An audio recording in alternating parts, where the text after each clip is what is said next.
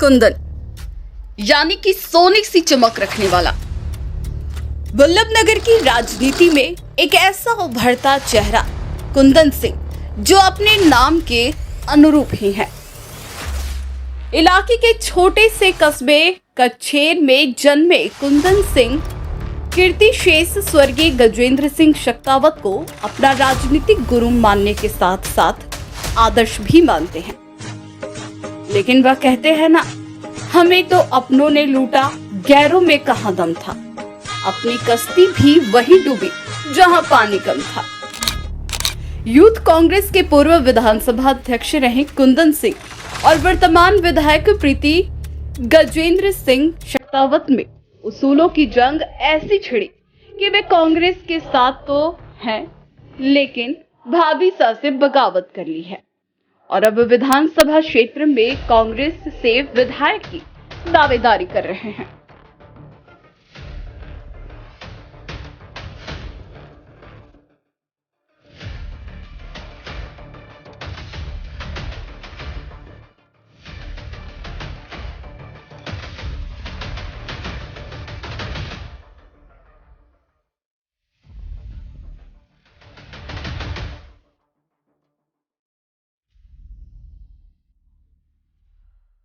नमस्कार, मैं हूं मनु राव और आप देख रहे हैं हमारा खास कार्यक्रम नेतागिरी। हम इस कार्यक्रम के माध्यम से लगातार विभिन्न विधानसभाओं में खड़े होने वाले उम्मीदवारों या उन जननेताओं से आपको रूबरू करवा रहे हैं जो वहां पर अपनी अच्छी पकड़ रखते हैं। हमारा मकसद सिर्फ इतना है कि ज्यादा से ज्यादा मतदान बढ़े। आपको कोई भी पसंद हो, आप किसे भी वोट करें, लेकिन वोट जरूर करें। भले ही नोटा को वोट दें, आजकल एक ऑप्शन नोटा का भी आ गया है, वोट करें जरूर, क्योंकि आपको फिर 5 साल तक पछतावा न हो, क्योंकि आपने अपना मतदान किया है, आपने अपने अधिकार का प्रयोग किया। इसी कड़ी में आज हमारे साथ वल्लभनगर के धुआंधार, अभी क्रिकेट चल रहे हैं तो बल्लेबाज कहें तो कोई अतिशक्ति नहीं होगी, कुंदन सिंह कच्छेर हमारे साथ है। कुंदन जी, बहुत बहुत स्वागत है आपका कार्यक्रम में। कैसे हैं आप? बढ़िया। कैसी चल रही है आपकी नेतागिरी? अच्छी चल रही। क्या नेतागिरी में क्या कर रहे हैं? अभी मैंने स्नेह मिलन समारोह कराया 2 को, और अभी नेक्स्ट मेरा एक युवा सम्मेलन का और चल रही है तैयारी जी। तो नवरात्रि में एक युवा सम्मेलन भी कराऊंगा जी। कुंदन का क्रंदन क्या कहता है? कुंदन बहुत दुखी हो जाते हैं कभी कभी, क्या कहेंगे? होता है, राजनीति में अक्सर उतार चढ़ाव आते रहते हैं जी। और मेरे लिए तो एक बंटी दादा का जाना ही मेरे लिए सबसे बड़ा उतार चढ़ाव तो वही था जी। ठीक है, उसके बाद की परिस्थितियां जो भी बनी, अपन ने चाहा कि बंटी दादा की विरासत में उनका नाम रहे, हमारे नेता भी वही रहे। पर जो सोचा कि हमने तो सोचा था कि बंटी दादा की विचारधारा पे चलेंगे और एक इस परिवार को, वल्लभनगर में कांग्रेस परिवार को बांध के रखेंगे, पर वो हमने जो सोचा वैसा हुआ नहीं, उसका जस्ट विपरीत हो गया। विपरीत कैसे हुआ? जो बंटी दादा की विचारधारा के लोग थे, जो बंटी दादा के प्रति वफादार ईमानदार थे, वो सभी लोग आज दूर हैं, अलग थलग पड़े हुए हैं। और जो बंटी दादा के मरते दम तक जो विरोधी रहे, सख्त विरोधी, जिन्होंने बंटी दादा के लिए बहुत सारी गालियां दी, जिन्होंने भाभीसा के लिए बहुत सारी गालियां दी चौराहे पे बैठकर, वो आज भाभीसा को चला रहे हैं, जो वो भाभीसा के साथ आज उनके खास बने हुए हैं। एक तो कोई विरोध बताएंगे जो इन्होंने पहले किया, ऐसा कुछ जानकारी में हो? मैं किसी का भी नाम लेके उनको क्यों फालतू में पब्लिसिटी दूं? वो उनको भी पता है, पूरी वल्लभनगर विधानसभा क्षेत्र के कार्यकर्ताओं को भी पता है। तो उनकी वजह से आप दूर हुए? नहीं, बारे में नहीं बोल रहे हैं आप? वो तो उनकी वजह से हुआ ही नहीं। मैं वो तो बाद में जुड़े, धीरे धीरे मेरे को लगता गया कि बंटी दादा की विचारधारा के साथ नहीं। मैं तो आपको सबसे बड़ी बात बता रहा हूँ, बंटी दादा लास्ट टाइम तक सचिन पायलट जिंदाबाद कहते थे। उन्होंने कहा कि पायलट के साथ भले मेरा कैरियर बर्बाद हुआ आबाद। तो बंटी दादा की डेथ के बाद ही तुरंत बाद भाभी साहब गहलोत साहब के गुट में चले गए, लास्ट तक अभी तक वो उनके साथ है। तो विचारधारा तो उस समय हो गई, तो भी हमने सोचा शायद हो सकता है चुनावी कारण है, हो सकता है चुनाव की या टिकट की वजह से उस गुट में रह रहे हों। पर उसके बाद भी जब पायलट साहब का और वापस से 25 सितंबर वाली जो घटना हुई, उसमें भी आपको पता है कि वो वापस गहलोत साहब के गुट में जाके वहीं बैठे हैं। वल्लभनगर में तो काफी विकास कराया भाभी साहब ने। क्या विकास स्वर्गीय बंटी दादा ने भी बहुत कराया। 2008 से 13 तक जो सड़कें कभी बनी नहीं, लोगों ने सोचा ही नहीं था, वो विकास 2008 से 2013 में हुआ। और जो निर्दलीय चुनाव लड़े भिंडर मारा साहब, उन्होंने भी विकास बहुत कराया। विकास तो एक सार्वजनिक काम, जब तक आप आपके कार्यकर्ताओं को मजबूत नहीं करेंगे, कार्यकर्ताओं के काम नहीं करेंगे, मैं नहीं मानता कि विकास से ज्यादा विकास कार्यकर्ताओं से बढ़ के नहीं। जी।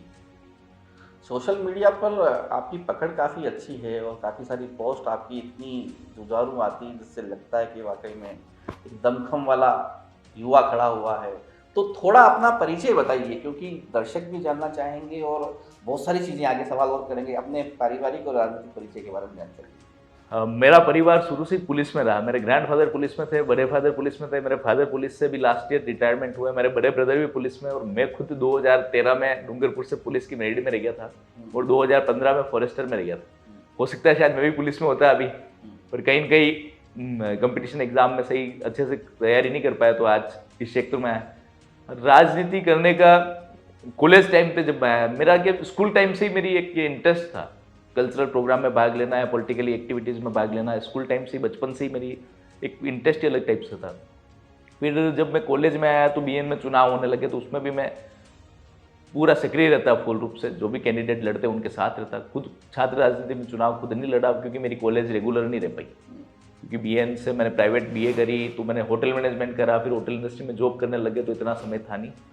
2015 में जब चुनाव आया पंचायत समिति के भिंडर, तो उस समय 10वीं पास कैंडिडेट मांग लिया था इन्होंने। तो मेरे गांव से मेरे पास फ़ोन भी आया कि आपकी पत्नी पढ़ी लिखी है, मेरी शादी 2013 में हुई थी, कि वही अपने यहाँ और कोई कैंडिडेट है नहीं, उनको चुनाव लड़ा है। तो मेरे पास उस समय तीनों ही पार्टियों से ऑफर था, कि भाई जनता सेना से भी था कि जनता सेना से चुनाव लड़े, बीजेपी से भी था और कांग्रेस से भी था। और बंटी दादा से मेरे 2009 से अच्छे संबंध रहे। व्यक्तिगत पॉलिटिकली मैं 2015 से ही सक्रिय हुआ राजनीतिक पार्टी के साथ, और बंटी दादा से अटैचमेंट 2009 से ही था। बंटी दादा मेरे 2011 में मेरे बड़े ब्रदर की शादी में खुद पधारे थे, तो 2009 से बंटी दादा का मैं एक टाइप से फैन था। 2015 में जब पूरा गांव, आपको बताता हूँ, पूरा मेरा कछेर गांव है जो पूरे ही मारा साहब के साथ, नो डाउट सारे ही लोग मारा साहब के साथ थे। गाँव वालों ने कहा कि जनता सेना से चुनाव लड़ ले। मेरा नाम वहाँ उस पैनल में भी चला, मेरा कांग्रेस के पैनल में भी चला। जो कांग्रेस के सक्रिय कार्यकर्ता था उन्होंने कहा कांग्रेस से चुनाव लड़ो, बीजेपी वालों ने कहा कि बीजेपी से लड़ो। फिर मेरे को लगा कि कहीं 19-20 हो रहा है, या फिर मेरा फर्स्ट चुनाव है, मेरे को डायरेक्ट पंचायत समिति नहीं लड़ना चाहिए। फिर मैंने रुका, और वार्ड पंच की सीट थी वो मेरे यहाँ से जनरल थी, और सरपंच की सीट भी जनरल थी। तो मैंने उस समय वार्ड पंच का चुनाव लड़ लिया 2015 में, और मेरे साथ पंचायत समिति सदस्य का टिकट दिया था सुनील जी कुकड़ा की वाइफ को, जो ब्लॉक अध्यक्ष थे, पंचायत समिति मेंबर था। तब से वह बंटी दादा के साथ लग गया कि मैंने कहा आप कांग्रेस की राजनीति करनी। वार्ड पंच का चुनाव लड़ा, वार्ड पंच का चुनाव फर्स्ट चुनाव लड़ा और उसको जीता। उस वार्ड पंच का चुनाव लड़ने के बाद कांग्रेस के साथ सक्रिय हो गया। पुलिस छोड़ पॉलिटिशियन बने, परिवार का सहयोग कैसा रहा? परिवार का सहयोग तो आप जानते हैं पुलिस डिपार्टमेंट में किस टाइप का काम रहता है, क्या रहता है। कि ये है कि मेरा खुद का जैसे स्टूडेंट रहा, होटल लाइन से था, तो मुझे ज़्यादा कभी इतने सहयोग लेने की ज़रूरत नहीं पड़ी। पर इच्छा आज भी है कि मैं पुलिस में होता तो ज़्यादा अच्छा था, कि पूरा परिवार पुलिस में रहा। इच्छा आज भी है पुलिस में होते तो ज़्यादा अच्छा रहा, पॉलिटिशियन बन के काफ़ी सारी दिक्कतें आ गई। बंटी दादा की याद में क्या कहेंगे आप? बंटी दादा को मैं मेरे अभिभावक कह सकता हूँ, मेरे पेरेंट्स कह सकता हूँ, क्योंकि मेरे फादर पुलिस में थे। मैंने 2015 से लगाकर बंटी दादा की डेथ तक जितना परिवार बंटी दादा के साथ, जितना टाइम बंटी दादा के साथ बिताया, इतना कभी पापा घर पे मम्मी वगैरह किसी के साथ नहीं बिताया। जब तक बंटी दादा 2015 से जब से सक्रिय हुआ, तो होटल इंडस्ट्री में जॉब करता था, और जब भी टाइम मिलता बंटी दादा की, जहाँ पे भी मीटिंग होती है, जहाँ पे भी कार्यक्रम होता है, वहाँ लोग पहुँच जाते हैं लोग। तो बंटी दादा से जो अटैचमेंट रहा उसको जीवन में कभी नहीं भूल सकता। आप बता रहे हैं वो आपके अभिभावक की तरह रहे, जैसे मतलब मान लेते हैं बेटे की तरह उन्होंने आपको रखा, तो भाभी के लिए भी आप बेटे हुए। बिल्कुल। तो कोई नाराजगी होती तो घर में जाकर पूरी की जा सकती, तो आप कभी गए नहीं क्या उनसे बात करने? चुनाव, वो जब चुनाव लड़े तो चुनाव उनके जीतने तक मैं उनका दत्तक पुत्र था। चुनाव जीतने के 1-2 महीने तक भी दत्तक पुत्र था।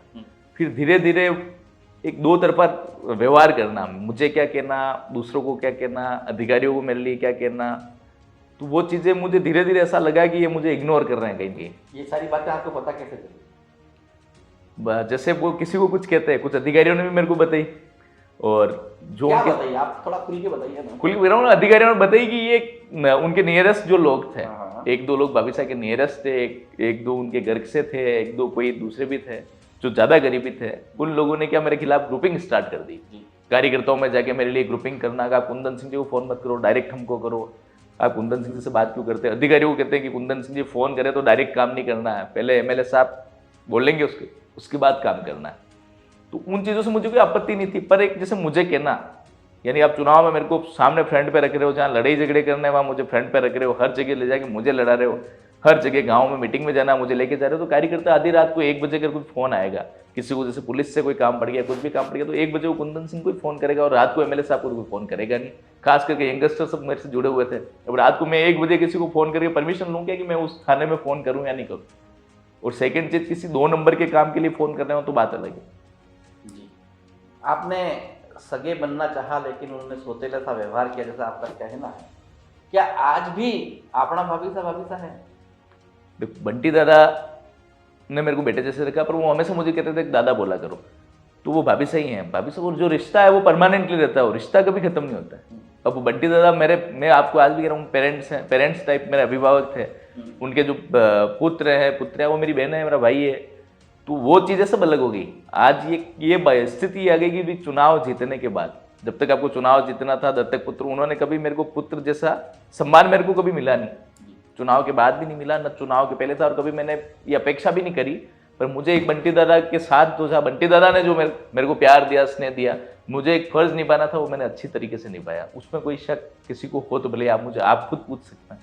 आप यूथ कांग्रेस का चुनाव लड़े और पूरी हवा यह थी कि इस बार कुंदन सिंह थम्बिंग वोटों से जीतेंगे, लेकिन विधायक ने एंट्री की, उनकी रिकॉर्डिंग भी बाहर आई बिल्कुल कि किसी भला उस कैंडिडेट को वोट देना है। क्या कहेंगे आप इस बारे में? ये मेरे साथ सबसे बड़ा धोखा था। मेरी नाराजगी हुई उनसे लास्ट ईयर अक्टूबर से, 1 साल हो गया अभी। मेरे को उनसे संवाद किए, उनसे बोले, उनके घर गए, उनसे मिले। तो जब मेरी नाराजगी हुई लास्ट ईयर जुलाई अगस्त से नाराजगी हुई, 3 महीने उनके पास समय था।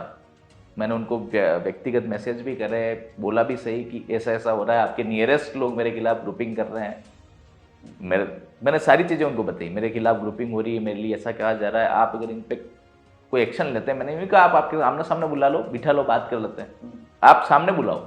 मेरा ये था कि आप उनको मेरे सामने बुलाओ, मेरे को रूबरू करना है, आपको, उनको और मैंने। तो उन्होंने उस चीज़ को इग्नोर करा 2-3 महीने तक। मुझे लगा कि ये नहीं चाहते हैं बात कराना, तो मैंने कहा ठीक है। फिर मैंने इनको वो भी बोला है कि मैं आज के बाद आपका फोटो कहीं नहीं लगाऊंगा, आज के बाद आप मेरे नेता नहीं हो, मैं आज के बाद आप क्या नहीं हो। आपका व्यक्तिगत घर का कोई काम होता, मुझे आधी रात को भी फोन कर सकते हो, जब भी सुख दुख में, पर मैं राजनीतिक रूप से आपके साथ नहीं होऊंगा। उससे पहले हमारा कमिटमेंट भी हो रखा था। इन्होंने चुनाव के बाद मेरे से पूछा था कि कुंदन मना आपको क्या पद चाहिए, प्रदेश की कार्यकारिणी में जाना है, क्या जाना? मैंने कहा कुछ नहीं चाहिए, आप एमएलए हो, मैं खुद एमएलए हूँ, मुझे क्या चाहिए? मैंने कहा यूथ कांग्रेस का एक चुनाव मेरा और लड़ने की इच्छा है, अगली बार मैं वापस विधानसभा अध्यक्ष का चुनाव लड़ूंगा। तो हमारे कुराबट ब्लॉक के नेताजी नवल सिंह जी चुंदावत, मेरे बड़े भाई हैं, वो भी भाभी साहब के साथ मौजूद थे जब ये बात हुई थी कि अगला चुनाव कुंदन सिंह लड़ेंगे।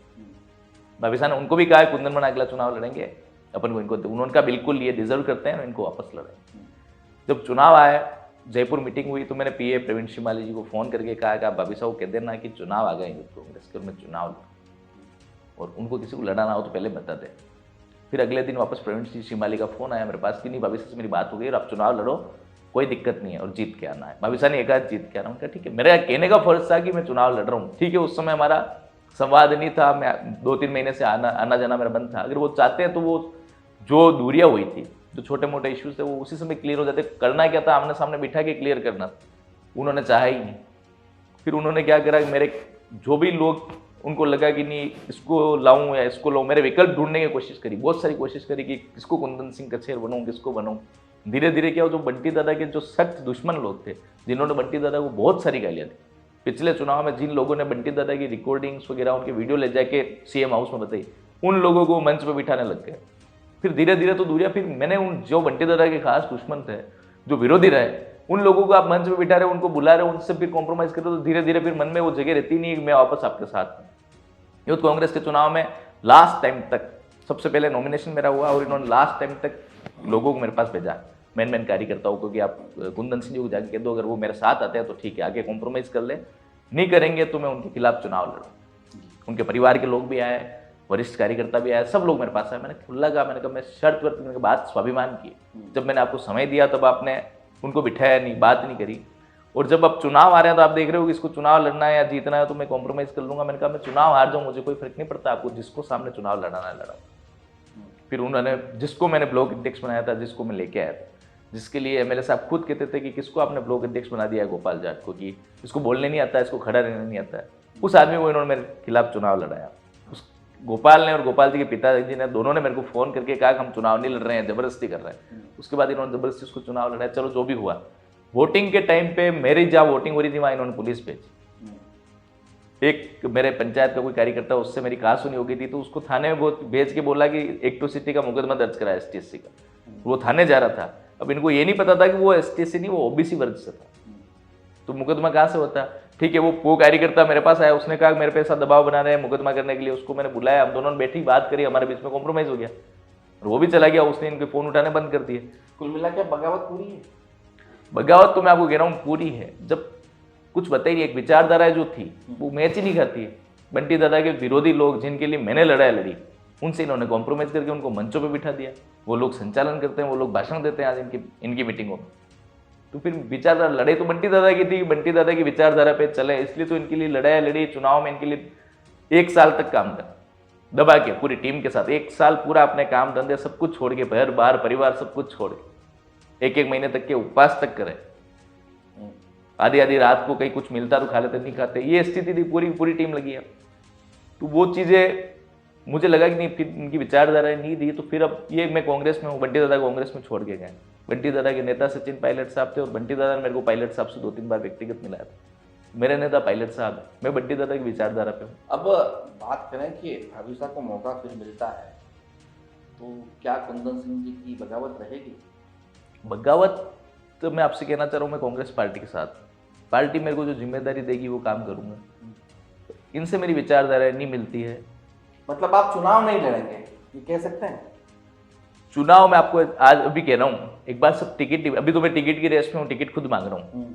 टिकट मिलता है नहीं मिलता है, तो एक बार जो लोग मेरे साथ रहे इस सुख दुख में, यूथ के चुनाव से लेकर सभी अभी तक जो बंटी दादा के विचारधारा के लोग हैं, वो पूरी टीम लोग, हम लोग बैठेंगे, मैं उनकी राय लूंगा। वो क्या चाहते हैं, मेरा मेन फैसला उनके ऊपर निर्भर करता है कि टीम क्या चाहती है। राय तो मामली के युवा नेता कुलदीप सिंह जी ने कई बार ली थी। आज उनकी स्थिति क्या है, वो टिकट मांग रहे, अब तो कह रहे हैं कि बाकी लड़ेंगे वो, क्योंकि इनको मौका जो था, कार्यकर्ता तो मायूस होते हैं ना बार बार, अगर आपको मौका नहीं मिलेगा फिर आप कुछ भी करेंगे। अब मैं आपको तो ये स्पष्ट जानना चाहते हैं कि अगर आपको नहीं मिला तो क्या करेंगे? मैंने अभी तक चुनाव लड़ने का ऐलान नहीं करा, जी। अभी तक मैं टिकट ही मांग रहा हूँ। जी।